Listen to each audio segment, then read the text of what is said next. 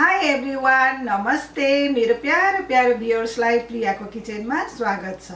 आज चाहिँ मैले तपाईहरुलाई अचारको रेसिपी लिएर आएको छु। त्यो हो कुरिलोको अचार।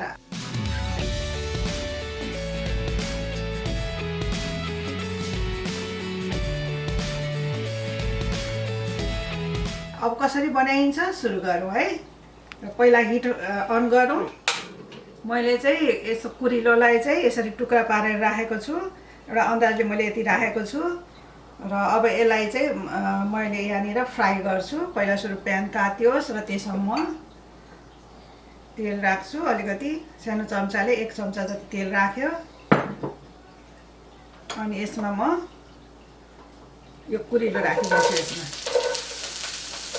र हिटलाई चाहिँ मिडियम टु लोमा राख्नुपर्छ। यसलाई चाहिँ हामीले धेरै पाक्ने गरी चाहिँ पकाउने होइन, अलिकति गल्ने मात्रै गर्नुपर्छ। र अब यसलाई चाहिँ 1-2 मिनेटको लागि चाहिँ छोपेर पकाऊँ। अब यसलाई हामीले चेक गरौँ र यसमा अलिकति नुन राखिदिउँ। फेरि एकैछिनको लागि छोपेर पकाऊँ। अब यसलाई एकचोटि फेरि चेक गरौँ।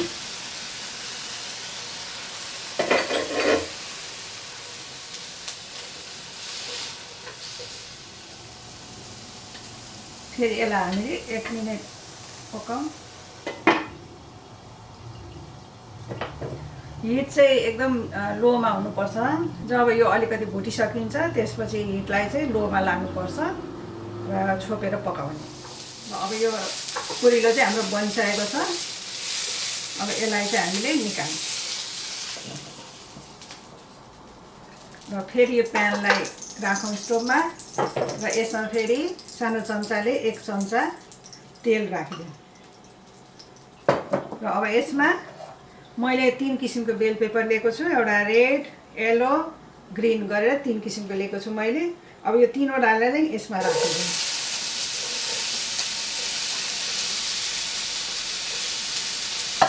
अब यसमा हल्का अलिकति नुन हाल्दिउँ र यसलाई मिसाउँछौँ।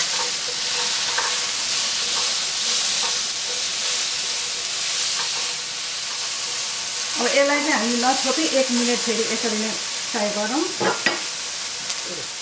बिचमा यसलाई फेरि चलाउँदै गरौँ। र अब यो बेल पेपर हाम्रो तयार भइसक्यो। यसलाई धेरै पकाउनु हुँदैन। अब यसलाई पनि यसमा खनाइदिउँ। र अब यसलाई चाहिँ हामीले यसो फिजाएर सेलाउन छोडिदिउँ। 5-10 मिनेटमा यो सेलाउँछ। अनि त्यसपछि यसलाई हामीले फेरि अचार बनाउन सुरु गर्नुपर्छ। र हाम्रो यो कुरिलो बेल पेपर पनि यो 8 मिनेट भइसक्यो सेलाइसक्यो। अब यो मैले आलु राख्नलाई पनि बोइल गरेर राखेको छु। आलु यो 2टा ठुल्ठुलो आलु काटेर राखेको। यो पनि राखिदिउँ। अब यसमा थोरै पिस यसरी काटेको राखौँ। अरू चाहिँ हामीले यसरी मसिनो पार्दै राखौँ।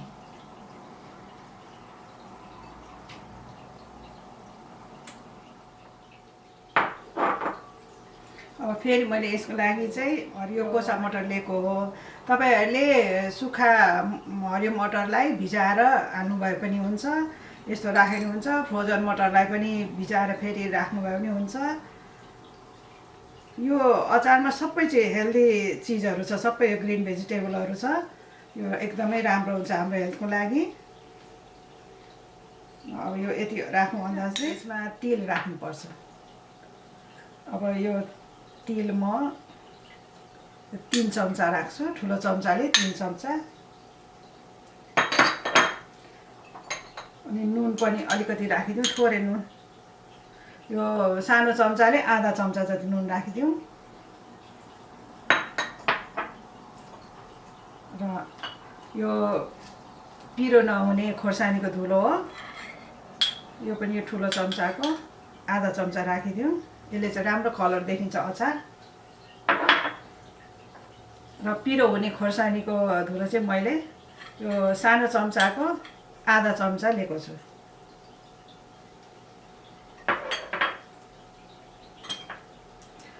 अब यसलाई चाहिँ हामीले यो कागतीको रस राखेर मल्नुपर्छ।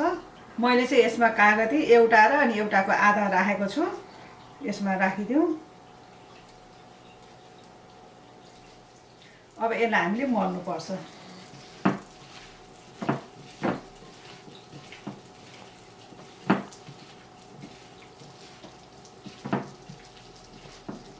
अचारलाई चाहिँ अब झारिदिउँ है। अब यसमा चाहिँ हामीले यो खोर्सानी, हरियो खोर्सानी मैले यो 2टा काटेको छु। एउटा ठुलो रातो खोर्सानी काटेको छु। यसलाई बिचमा राखिदिउँ।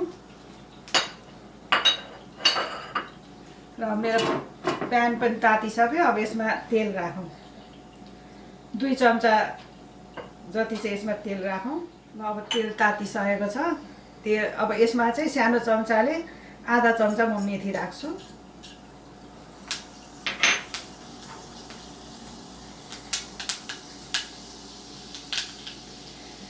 अब हर्दी पनि मैले आधा चम्चा राखेँ।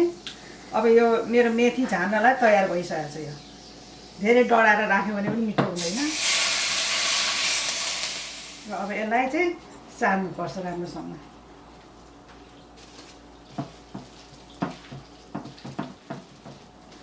अब यसमा मैले अब यो ठुलो चम्चाको 1 चम्चा मैले यो भुटेर पिसेको जिरा लिएको छु। त्यसको पनि आधा राखिदिउँ। ठुलो चम्चाको आधा राखिदिउँ यसलाई चाहिँ, जिरालाई। त्यसपछि बिरे नुन मैले 1 चम्चा लिएको छु ठुलो चम्चा, त्यसको पनि आधा राखिदिउँ।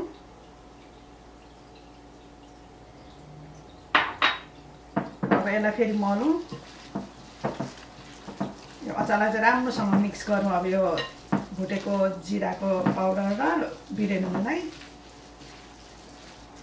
अब लास्टमा चाहिँ हामीले यो प्याज राख्नुपर्ने हुन्छ। यो प्याज चाहिँ मैले ठुलो प्याजको आधा प्याज राखेको हो। हेरौँ अब कतिसम्म राख्दाखेरि राम्रो हुन्छ।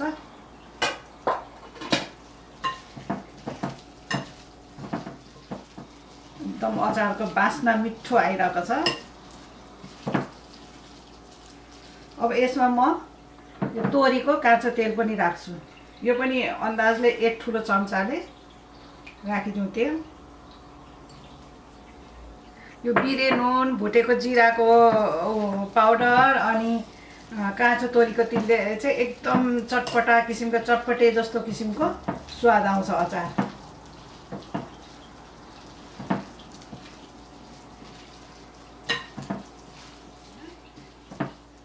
एक चम्चा जस्तो पानी राखिदिउँ। हाम्रो यो कुरिलोको अचार पनि तयार भइसक्यो। अब म यसलाई सर्भ गर्छु है। ल हेर्नुहोस् त, मैले यो कुरिलोको अचार बनाएर पनि तयार गरिसकेँ। एकदमै राम्रो भएको छ। खाँदाखेरि पनि एकदमै मिठो हुन्छ।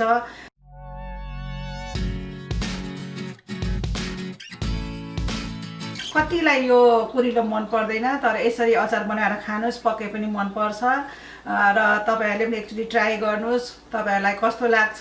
यदि तपाईहरुलाई मेरो यो रेसिपी मन पर्यो भने मलाई लाइक, शेयर र सब्स्क्राइब गरिदिनु होला। यस्तै गरेर म फेरि नयाँ रेसिपी लिएर आउने छु। त्यतिन्जेलसम्मको लागि बाइ।